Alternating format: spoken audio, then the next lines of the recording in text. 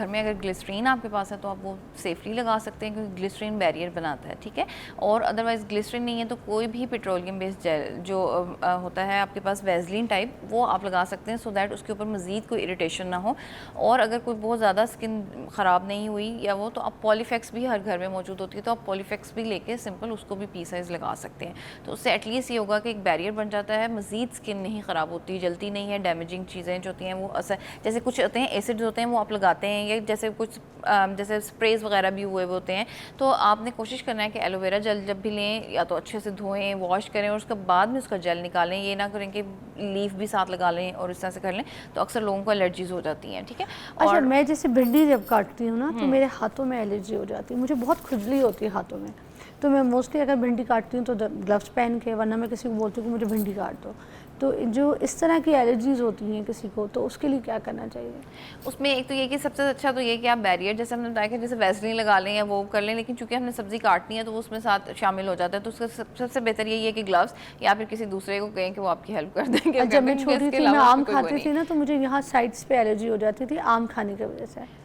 अब तो आपको पता है आम खाने के लिए बता रहे हैं ना कि कार्बोलिक एसिड होता है, उसको पकाने के लिए जो यूज़ किया जाता है, कार्बाइड्स होते हैं और वो नहीं, होता है। हमें नहीं पता, बताएंगे क्या तो रिसर्च है? कि जो मैंगो के ऊपर अक्सर आप वो देखते हैं कि एक ब्लैक सा कलर का डॉट सा निकल रहा होता है, या वो जो होता है जिसे पकाने का मटेरियल कहते हैं, कार्बाइड्स होते हैं, उसके अंदर कार्बोलिक एसिड होता अच्छा। है वो। तो वो तभी आप खाते हैं तो इनिशियली आपको मुंह में एक बैड टेस्ट आता है, उसके बाद आपको मीठा जायका आना शुरू होता है अच्छा, आम का। उसकी वजह तो से। उसका ये होता है कि आप उसको आम को जो है वो पानी में डिप कर दें, उसमें नमक डालें और मीठा सोडा डाल के उसको थोड़ी देर पड़ा रहने दें। अगर मीठा सोडा नहीं भी डालना तो एटलीस्ट सिर्फ नमक डाल दें, ठीक है। तो उससे क्या होता है कि वो वॉश हो जाता है और जो आम का टेस्ट है वो थोड़ा बेहतर, वो उसकी जो छिलका है वो साफ़ हो जाता है। तो जब अच्छी तरह छिलका साफ़ हो जाए फिर आप उसको खाएं, और शुरू वाला एक दो जो ऊपर वाला एरिया होता है उसको निकाल दें जहाँ से वो राइप हो रहा होता है। तो अच्छा, अब ये जो डायरेक्ट नींबू को मल लेते हैं चेहरे पे, उसके बारे में क्या कहेंगे? उससे भी तो एलर्जीज होती हैं लोगों को। हाँ बिल्कुल, वो क्योंकि वही बात है, एसिड होता है, और आपकी अगर स्किन थिन होती है या पहले ही से एलर्जिक होती है या सेंसिटिव होती है कि वो फ़ौरन रेड हो जाती है, या आपने ऐसी क्रीमों का इस्तेमाल किया हुआ है जिसमें मर्क्यूरी या स्टीरॉयड होता है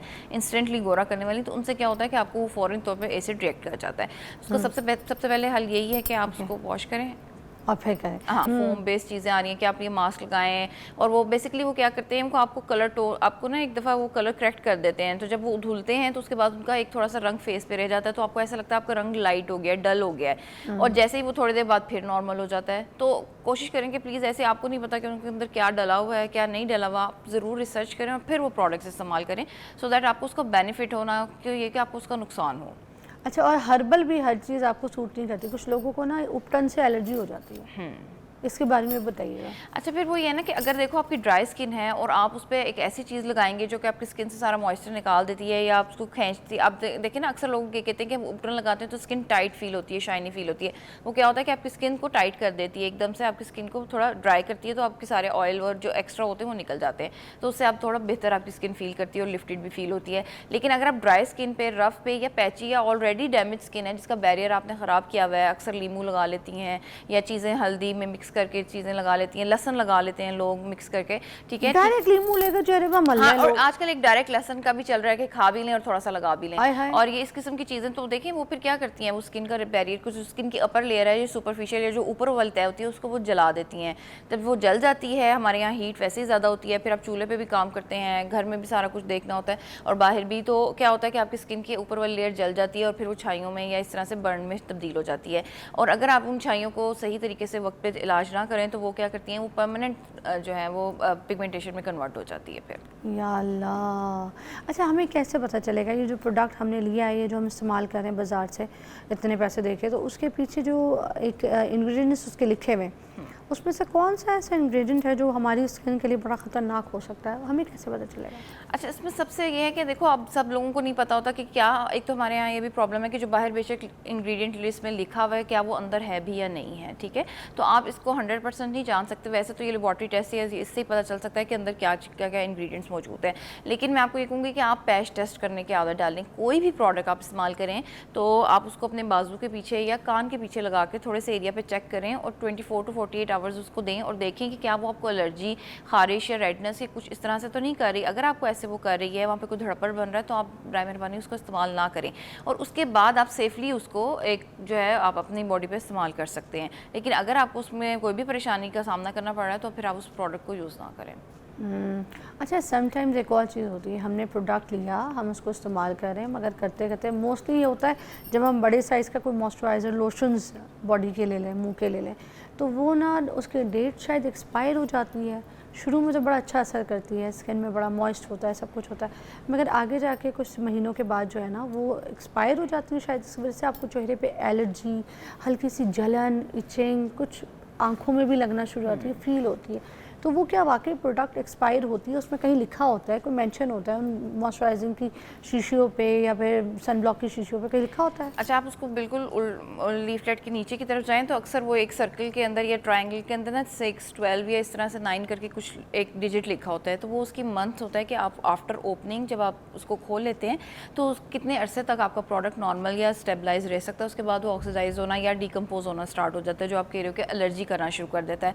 चूँकि हमारे यहाँ पे वेदर ज़्यादा हॉट होता है, टेम्परेचर भी ज़्यादा होता है और सब जगह हर जगह एसी नहीं लगा होता, तो अक्सर प्रोडक्ट में लिखा होता है कि कीप इन रूम टेम्परेचर या कोल्ड प्लेस या कीप अवे फ्रॉम सनलाइट, ठीक है। तो आपने क्या करना होता है कि इन प्रोडक्ट को कुछ ठंडे जगह पे रखें। अगर तो आपका विटामिन सी जैसे सीरम में अक्सर लोग कंप्लेन करते हैं कि खोलने के 10 दिन बाद ही उसका कलर चेंज हो गया, उसमें स्मेल आने लग जाती है, वो ऑक्सीडाइज हो जाता है, तो उसको आप फ्रिज में रख लें, ठीक है। और जितनी प्रोडक्ट्स कुछ ऐसी हैं वो आप जहाँ पे भी सोते हैं और जो कमरा ठंडा है, जहाँ धूप कम आती है, रोशनी कम हो, वहाँ पे आप उसको रखें, सो दैट वो इतनी ज़्यादा हीट से और गर्मी से ख़राब ना हो, बिल्कुल ही डिकम्पोज होती है। ये भी होता है कि विटामिन सी की जो क्रीम है या लोशन है, अगर कोई चेहरे पे लगाता है, सीरम लगाता है, तो उसमें ना थोड़ा सा चेहरे पे ऑक्सीडाइज सा जैसे गरम गरम लगता है, तो वो सबको लगता है या फिर ये ख़राब हो जाता है तो सब लगता है? यूजुअली जब खराब, एक तो ये इसका मतलब है कि वो आपको इतना सूट नहीं कर रहा, ठीक है, कि आपका स्किन बैरियर अभी ठीक नहीं है जिसके ऊपर वो आपको गरम लग रहा है आपको, हाँ, क्योंकि हीट, वो हीट दे रहा है। हाँ, क्योंकि एक्टिव है ना, तो एक्टिव इंग्रेडिएंट आप जब तक आपकी स्किन अगर थिक नहीं है, स्ट्रॉन्ग नहीं है, तो आप इस तरह से इस्तेमाल ना करें, ठीक है। और उसके लिए अगर फिर भी आप करना चाहते हैं तो नीचे कोई मॉइस्चराइजर सिंपल लगा लें, कोई भी हाइलुरोनिक एसिड बेस लगा लें, ठीक है। उसके बाद और उसके बाद आप फिर थोड़ी देर बाद विटामिन सी लगा कर देखें कि क्या फिर भी आपको चुभ रहा है, अगर चुभे तो फिर उतार दें, अदरवाइज फिर उसको इस तरह से लेयरिंग करके यूज़ करें। मरियम, एक ब्रेक के बाद दोबारा इसी बात पे बात करेंगे, ठीक है। आज हमारे साथ रहिएगा। Welcome back. हम इतनी सारी बातें करे होते हैं, आपको पता है, जब ये डर्माटोलॉजिस्ट हमारे सामने आ जाए हमें बड़े राज पूछ रहे होते हैं इनसे, और मैं तो बहुत कुछ पूछती हूँ। अच्छा, हम बात मगर कर रहे थे एलर्जीज़ के ऊपर। अब ये तो प्रोडक्ट्स हो गए, ठीक है।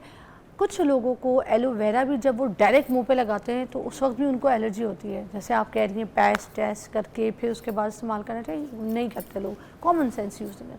अब एलर्जी हो गई है, अब इस तरह के हर्बल या किसी प्लांट से, किसी ऐसी चीज़ से, ऑर्गेनिक चीज़ से हो गई है, उसका क्या हल है, क्या लगाएं उस वक्त?